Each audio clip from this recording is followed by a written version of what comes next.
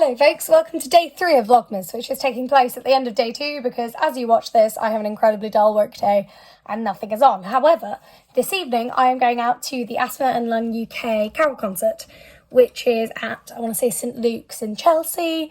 It is going to be a bit of a star-studded evening, which is fun. All the celebrity ambassadors will be there. I love a carol service, but I'm also a volunteer ambassador for the charity. So I am going, and I'd like you to help me pick my outfit. And then I'm going to take you with me. So I hope that's fun.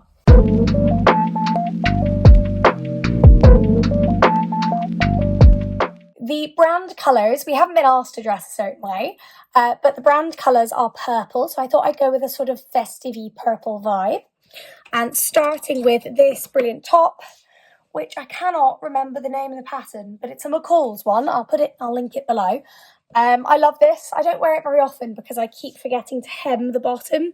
So I will do that before the end of the year. I will hem the bottom of this, but it's being tucked in, so it doesn't really matter. So I'm going to wear this lovely blousey purple top, and then I'm going to wear this skirt, which is a Tammy handmade rear that I hacked into just a skirt. So together, that should look quite cute. And then I have a black coat. I've brought out my little black handbag. I'm a big one for changing handbags depending on outfit. And then I've got this scarf that a friend of mine made me that's kind of the same colour, but with a black coat it'll be nice and cosy. So that's my plan. And I'm going to suggest that I take you with me to do my makeup because I can't exactly take you with me while I'm getting dressed. So let's go to the bathroom and do some makeup. So I'm just doing my makeup. I did my colour corrector off screen because I would have looked like a little pink and yellow panda. So hopefully we've resolved that now. I'm going to try and do a light-ish makeup for this. But also it's the winter and I am pre-period. So I look positively grey, which is lovely.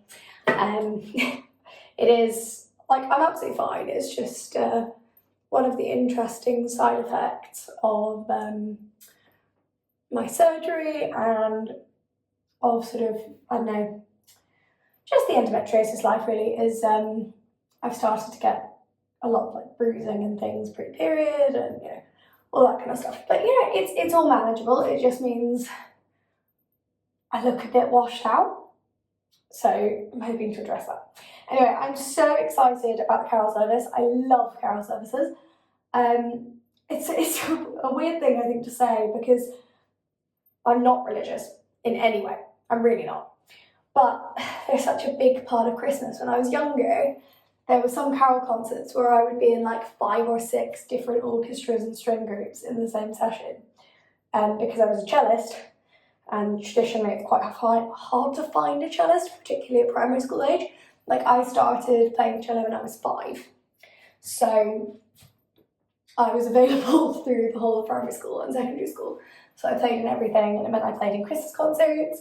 I was in the choir. I always sang descants as well. I can't really sing anymore.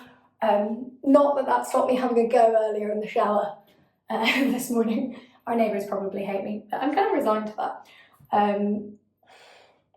Either that or the soundproofing surprisingly good. I mean, we can't hear anyone else. It must be alright. So I had to go some of the descants. A little bit of a warm-up earlier because it has been quite a few years since I've been able to get to a carol concert. So I am excited. And yeah, the celebrity ambassador is going to be there doing some readings and stuff, which is fun. And I think the Westminster Boys Choir as well is doing something. But it's going to be really fun. It's going to be really nice. And it's a great way to do a Christmas tradition that I like. But it's also a nice way to support a charity I'm an ambassador for. So I didn't get a free ticket or anything. I bought my ticket because it is a big fundraising thing for them. Okay. Yeah, I look alive now. Do you know what? You can't see the bags under my eyes, so I'll take it. What am I looking for? My brain is gone. Concealer, there we go. Bags under my eyes are one of the fun side effects of my asthma medication, because my skin is thinning. I wouldn't normally talk about this on a vlog, but as I'm about to go to an Asthma UK event, it feels sort of fitting to do a little bit of awareness raising. A lot of people think of things like osteoporosis, osteopenia, thinning skin, all that kind of stuff. You think of as something that happens to generally older people. And it is something that can happen naturally, but it is also exacerbated by things like steroid use, which means if you are an asthmatic, a lot of that happens to you when you're a lot younger. So my mum, who won't mind me saying this, has osteoporosis because of her asthma medication over the last 60 years. And I really don't want to get bone conditions, because things like osteopenia, which are about bone density, that can be impacted by steroids. But also, like, every time I have to go on prednisolone when I'm ill, my daily steroid dose is also pretty high. So my skin is thinning. Like, I can really see it, particularly in my face and my hands. Hold on, oh, no, that went the wrong way, there it is. Bit of setting spray. So it is an interesting one, because sometimes when I talk to people, they're like, oh, you're too young for that. I'm like, firstly, you have no idea. But no, it's actually a really common side effect of steroids, is that you do bloat. That's a well-known one. But also your skin thins and you bruise really. If you poke me, I bruise. Like, I'll end up with a huge bruise. And stuff like that, I think, is a sort of those side effects that aren't really discussed. And they should be, because they affect you no matter what age you are.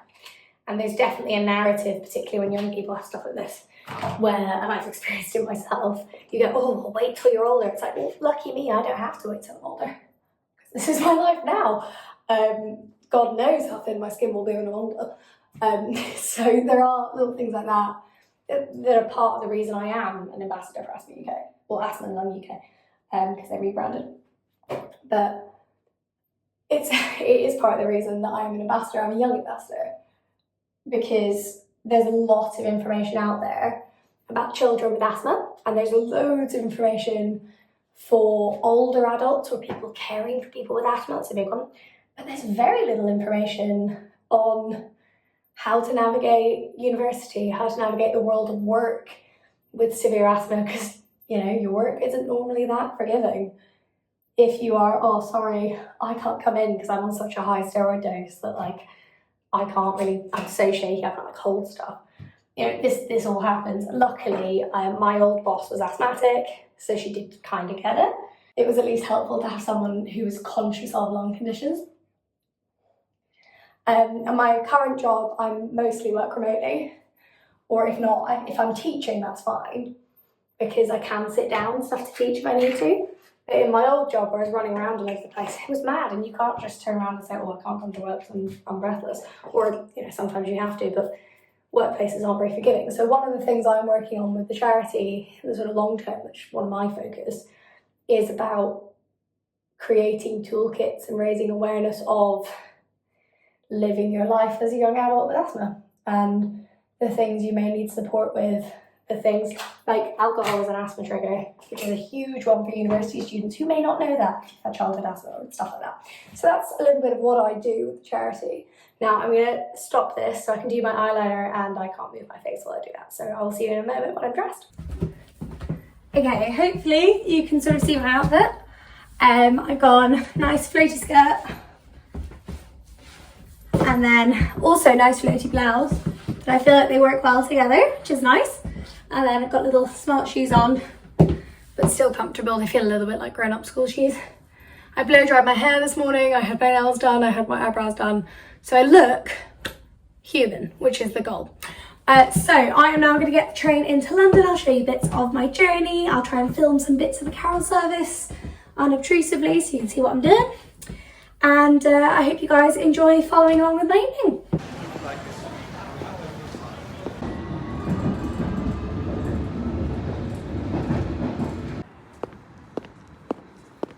Folks, a little word from me before I go in. Walking along now, it's quite cold, but I'm ready to go. And I'm really looking forward to it, so I'll film as much as I can when I'm in there.